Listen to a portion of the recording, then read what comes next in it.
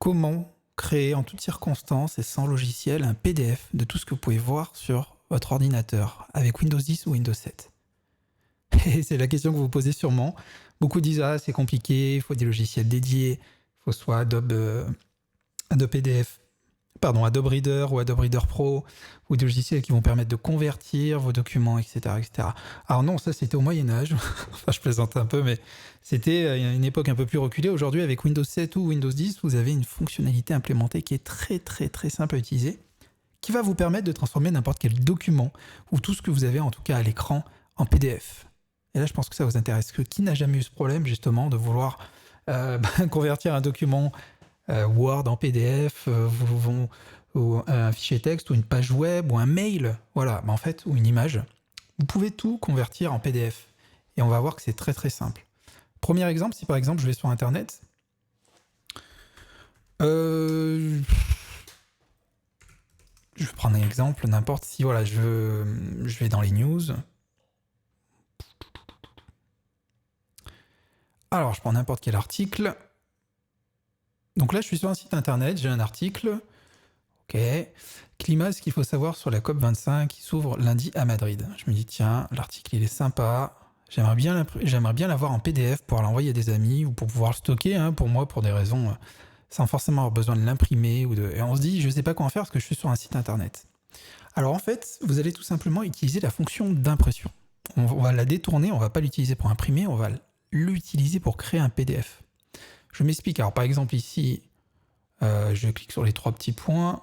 Ça dépend du logiciel où vous êtes, mais vous avez forcément une fonction imprimer sur la plupart de vos applications.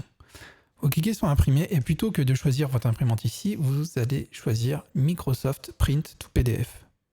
Tout simplement. Parce qu'on voit ici que moi j'ai différentes imprimantes, etc. Et je vais détourner la fonction en utilisant Windows Print to PDF. Qu'est-ce que va faire Normalement, ici, on choisit l'imprimante. Là, je ne choisis pas une imprimante et effectivement, c'est ce petit logiciel qui va être déclenché. Et comme si j'allais imprimer le document, en fait, ça me fait une mise en page. On voit de l'article. Alors, en fonction du site, bon, c'est plus ou moins bien fait. Là, ça reste acceptable.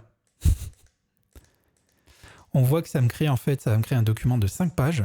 Je peux choisir l'orientation, portrait au paysage. Portrait, voilà, c'est de façon verticale. Paysage de façon horizontale. Alors ici, en l'occurrence, nous, ce qui nous intéresse, c'est standard portrait. Vous pouvez ajuster la taille. Vous pouvez mettre des marges. Vous pouvez activer ou désactiver les en-têtes du site. Enfin voilà, c'est plein de petites fonctionnalités. Vous allez cliquer après sur le bouton imprimer. Là, vous allez me dire, ça va imprimer sur l'imprimante. Ben non, ça va tout simplement vous sortir le fichier PDF. Là, je vous fais un exemple. On voit bien que le type de fichier ici est PDF. Je mets mon document, par exemple. Je valide.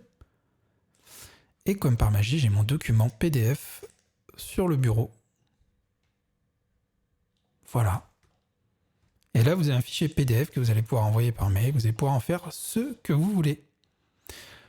Donc peut-être que beaucoup connaissent cette fonctionnalité, mais pourtant, elle n'est pas si visible que ça. Et on la rencontre plutôt par erreur quand on fouille un peu dans la machine. Mais ce qu'il faut savoir... Bon, qu'est-ce qui se passe? Ok, je ferme. Ce qu'il faut savoir, c'est que vous pouvez utiliser ça avec n'importe quel logiciel. N'importe quel logiciel. Si par exemple je vais sur Word, ça va fonctionner sur Word. Si je suis sur un logiciel d'édition d'images, vous avez toujours une fonctionnalité imprimée, donc vous pourrez toujours imprimer de cette façon-là. Donc ça détourne l'utilisation d'impression pour faire une mise en page et le sortir en PDF. Voilà, écoutez, j'espère, en théorie, vous avez toute cette fonctionnalité-là si vous êtes à partir de Windows 7.